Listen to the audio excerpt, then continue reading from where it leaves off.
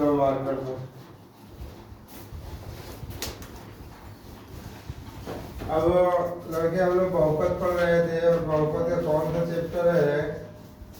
तो बहुपद का हमारा चैप्टर है प्रश्नावली 2.2 है बच्चे। हम लोग उदाहरण से चलेंगे। उदाहरण से कल वाली क्लास में मैं समझा दिया था, उदाहरण से ही तो हम लोग चलेंगे। इसमें जो दिया है उदाहरण नंबर 2 इसका दिया हुआ है लड़के कि x² 7x और +10 के शून्य ज्ञात कीजिए लड़के। शून्य मतलब अल्फा और बीटा ज्ञात करना है और शून्यकों तथा गुणनफलों के बीच संबंध में सत्यता की जांच करनी। अब इसे जब हल करने जाओगे तो कैसे लगाओगे? तो शून्य ज्ञात करने के लिए लड़के जब इसको लगाने जाओगे +7x +10 बराबर क्या कर दोगे? तुम इसको 0 कर दोगे। जब 0 कर दोगे तो देखो गुणा कर देने पर 10 हो जाना चाहिए।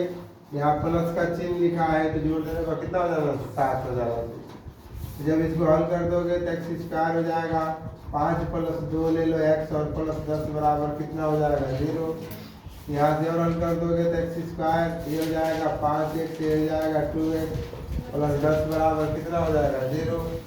यहाँ से x कामन ले लो तो x प्लस कितना हो जाएगा? 5। 2 कामन ले लो तो x प्लस हो जाएगा 5 बराबर कितना हो गया? 0। अब फिर हल करोगे तो x + 5 हो जाएगा और दूसरे में x + 2 = 0। पहला ले लोगे तो x + 5 हो गया, दूसरा x + 2 बराबर 0 हो गया। x + 5 हो जाएगा, ये 0 बटा x + 2 हो जाएगा। x + 5 बराबर 0, x बराबर -5। दूसरा जब हम कर दोगे दूसरा तो x + 2 बराबर 0 बटा x + 5 कर सकते हो। x + 2 बराबर 0, x बराबर -2 हो जाएगा। अतः बहुपद का शून्य बहुपद का शून्य। तो बहुपद का शून्य का हो हमारे पास चाहोगे तो अल्फा बराबर -5 और बीटा बराबर -2 लिख लेंगे। अब कह रहा है कि शून्यकों तथा गुणांकों के बीच संबंध को स्थापित कीजिए।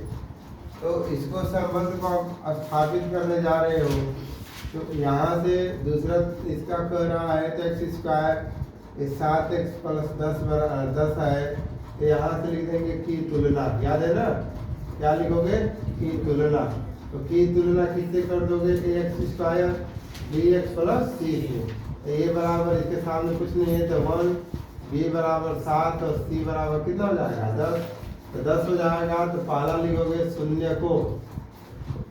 शून्यकों का क्या लिखेंगे भैया? योगफल। शून्यकों का योगफल का मतलब हो जाएगा अल्फा + बीटा। तो यहाँ होता है -b/a और हिंदी में लिखोगे तो -x का गुणांक लिखते हो तुम लोग, लिखते हो ना?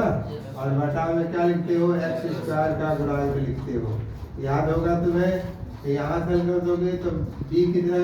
7 तो -7 बटा में कितना हो जाएगा? 1।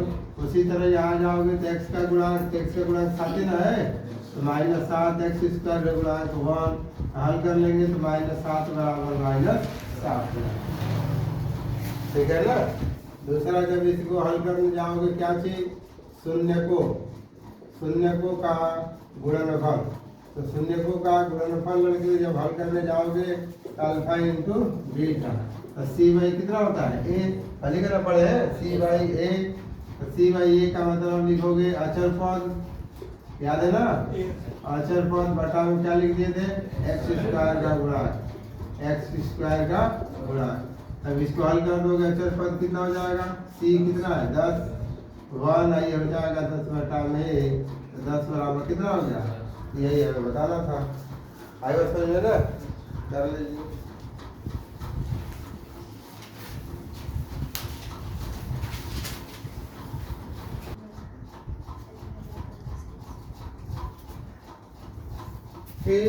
ये वाला सवाल में लिख रहा हूँ ना, यहाँ पर -b/a लिख रहा हूँ ना। तुम चाहो तो इसको न लिखकर डायरेक्ट शून्यकों का योगफल अल्फा + बीटा ही ना होगा। तो तुम चाहोगे तो अल्फा के जगह पर अभी निकाले हो ना -5 और ये हो जाएगा माइनस का 2 हो जाएगा ना। तो -5 - 2 = -7। बात वही हुआ, शून्यकों का योगफल बराबर। ठीक है, तो घबराना मत, आप डायरेक्ट कर लो, नहीं तो ऐसे लिख लेना तब भी सही। आज जैसे एक और उदाहरण तुम्हारा दिया है, उदाहरण नंबर 3, इसको इसी पर लगा दिया जाएगा। अब जैसे आप समझ लेना, यूपी बोर्ड में ये नहीं पूछेगा शून्य का मतलब वो सिद्ध कीजिए, नहीं, वो डायरेक्ट शून्य के पूछा जाता है।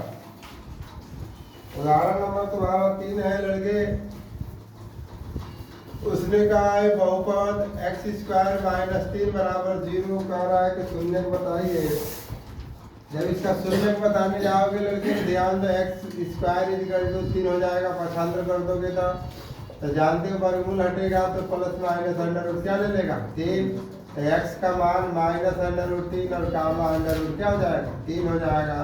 अतः लिखोगे अतः बहुपद का शून्य, क्या लिखोगे अतः बहुपद का शून्य लड़के। तो बहुपद का शून्य के हाथ से तुम्हारा अल्फा बराबर -√3, बीटा बराबर √3। तुम चाहो तो अल्फा बराबर √3, बीटा बराबर -√3, दोनों में से कोई लिख सकते हो।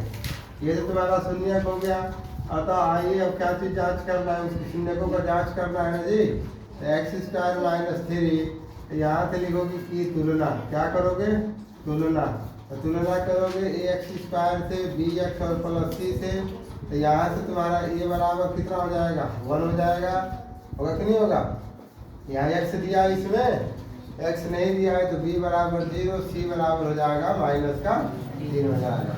तो यहाँ से लिखोगे लड़के शून्य को, ध्यान देना शून्यकों का योगफल, तो शून्यकों का योगफल जैसे मालूम है उस तरह कर रहा था। शून्य का योगफल मैंने अल्फा प्लस क्या होगा बीटा ही ना, और बराबर माइनस लिखोगे x का गुणांक लिखोगे, ध्यान देना, और बटा में क्या लिखोगे x² का गुणांक।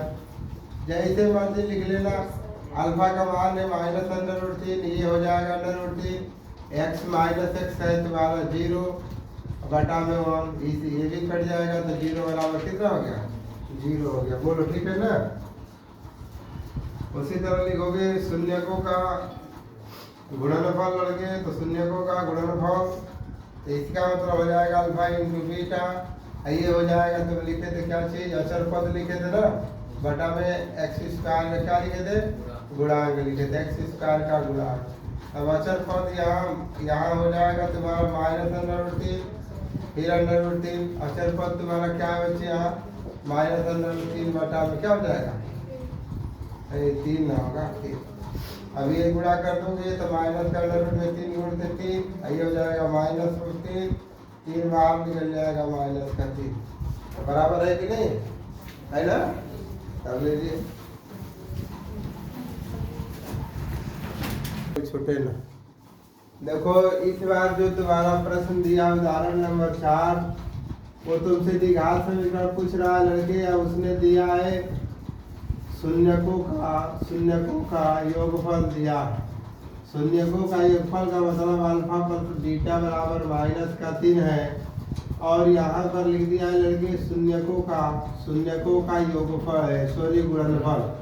तो शून्यकों का गुणनफल का मतलब हो जाएगा अल्फा × बीटा, कितना लिख दिया है 2।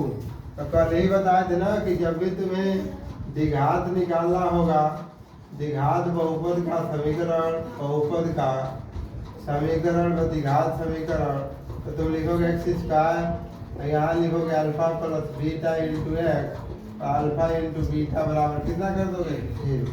अब यहाँ कल कर दोगे तो x² हो जाएगा लड़के। अब यहाँ 0 ना करोगे तो वो चल जाएगा, यहाँ से करोगे तो x² - 3 × x और +2, x² - +3x प्लस हो जाएगा 2, यही आपका क्या हो जाएगा समीकरण हो जाएगा। आई बात समझ में, कर लो।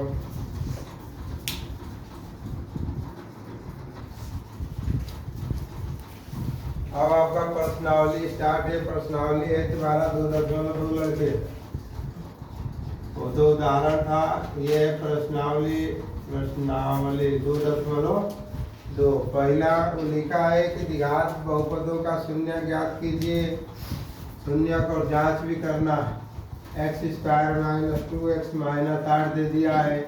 जैसे मान लो बहुपद को हम ले लेंगे x square minus 2x minus 8 ले लेंगे शून्य ज्ञात करने के लिए। किसके लिए? शून्य के लिए लड़के ध्यान देना, शून्य के लिए जब भी तुम हल करोगे तो शून्य के लिए एफ एक्स इक्वल टू क्या कर दोगे? 0 कर दोगे। अब यहाँ तक कर दोगे तो x square minus 2x minus 8 बराबर कितना हो गया? 0। अब देखो यहाँ पर लिखा हुआ है माइनस, तो इसको गुणा कर दोगे तो गुणा कर देने पर 8 और घटा देने पर 2 आना चाहिए। तो कितना वह संख्या है बताइए? x। तो 4 माइनस 2 इंटू एक्स माइनस 8 बराबर कितना? 0। X square minus 4x plus हो जाएगा 2x माइनस 8 बराबर x कामा ले लो तो x माइनस 4 हो जाएगा, 2 कामा ले लो तो x माइनस 4 बराबर 0 लगेगा। x माइनस 4 1 में हो जाएगा और x प्लस 2 1 में बराबर 0। अब इसे पहला हल कर दोगे तो x माइनस 4 और यहाँ x प्लस 2 बराबर 0 है। x minus 4 is equal to 0 बटा x प्लस 2 हो जाएगा। x माइनस 4 बराबर 0, x बराबर कितना हो जाएगा? ठीक इसी प्रकार जब हल कर दोगे तो x माइनस 4 1 में है, x प्लस 2 बराबर 0 है। x प्लस 2 बराबर 0 बटा x माइनस 4, x प्लस 2 बराबर 0, x बराबर माइनस 2। तो यहाँ से लिखोगे मतलब क्या लिखोगे लगे?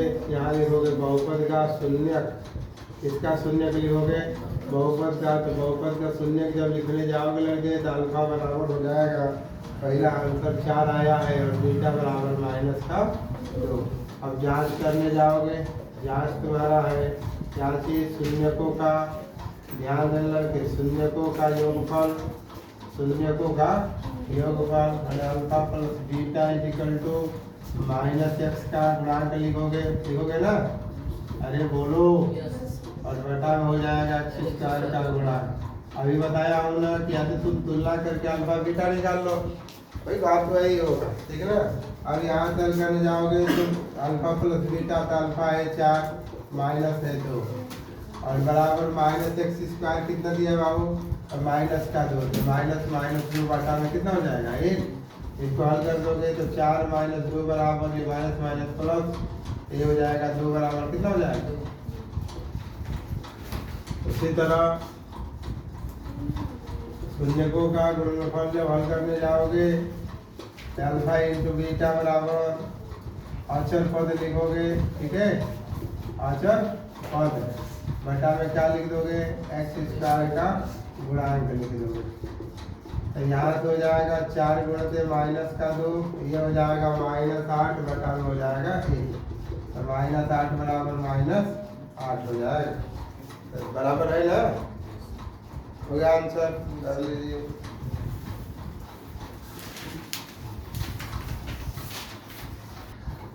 देखो लड़के इसको लगाने जाओगे तो लिखा है 4x square minus 4s plus 1 बराबर 0 लिख दिया है। तो इसको तुम चाहोगे तो function of s 4s square minus 4s plus 1 लिख सकते हो। तो शून्य निकालने के लिए लड़के शून्य के लिए यहाँ दिखाओगे तो शून्य के लिए एफ एक्स इक्वल टू क्या कर देते हम लोग? 0। अब यहाँ से हो जाएगा 4s square minus 4s plus 1 बराबर 0। तो गुणा कर देना पर 4, 1 का गुणा कर दोगे तो 4 ना आएगा, यहाँ प्लस है तो जोड़कर 4 लाना है। तो ऐसी दो संख्या बताओ जो गुणा कर देने पर 4 हो जाए, जोड़ देने पर भी 4 हो जाए, यही ना होगा? तो 4x स्क्वायर ये हो जाएगा 2s प्लस 1 बराबर 0। तो 2s कामन ले लो, ये हो जाएगा 2s माइनस 1 हो जाएगा, माइनस कामन ले लो 2s माइनस 1 बराबर 0। कट गया ना ये, तो 2s माइनस 1 दूसरे में हो जाएगा 2s माइनस 1 बराबर 0। तो 2s माइनस 1 का होल स्क्वायर इक्वल टू 0। तो 2s माइनस 1 बराबर कितना हो जाएगा? 0। तो 2s इक्वल टू हो जाएगा आपका माइनस का सॉरी इधर जाएगा तो 1, s बराबर 1/2। क्योंकि 2 घात है ना जी, 2 घात है तो अतः लिखोगे अतः शून्य अल्फा बराबर 1/2 हो जाएगा, बीटा बराबर 1/2। तो मतलब इसको कहीं कहीं अल्फा बराबर बीटा बराबर 1/2 लिखा होता है। अब जब इसको आ जाओगे जांच में तो जांच में आ जाओगे लड़के, तो पहले लिखो क्या चीज, शून्य को का योगफल लड़के। तो शून्य को का योगफल का मतलब अल्फा प्लस बीटा बराबर माइनस एक्स का गुणांक लिखोगे, ये लिखोगे, बटा में लिखोगे एक्स स्क्वायर का क्या लिखोगे, गुणांक लिखोगे। अल्फा का मान 1/2, बीटा का भी मान 1/2, यही ना आया है। माइनस एक्स का गुणांक देखो, माइनस एक्स का गुणांक यही ना है, तो 4 हो जाएगा, क्योंकि माइनस ये भी है और माइनस बाद में, फिर बटा में कितना हो जाएगा 4। इसको हल कर दोगे तो 2 1 + 1 यहाँ से कट जाएगा, माइनस माइनस प्लस 1। इसे हल कर दोगे तो 2/2 बराबर 1 लड़के, तो कट जाएगा, तो 1 बराबर 1 हो जाएगा। उसी तरह लिखोगे शून्य को का गुणनफल लड़के अल्फा इंटू बीटा, ये हो जाएगा तुम्हारा अचर पद, बटा में क्या हो जाएगा, एक्स स्क्वायर क्या लिख दोगे, गुणांक लिख दोगे। ये हो जाएगा 1/2 गुण 1/2। अचर पद तुम्हारा कितना है, तो 1 है ना, देखो, और एक्स स्क्वायर का 4, ये हो जाएगा 2 गुणा के 4, ये हो जाएगा 4। तो बराबर आया कि नहीं आया, आया ना, ठीक है, कर लीजिए।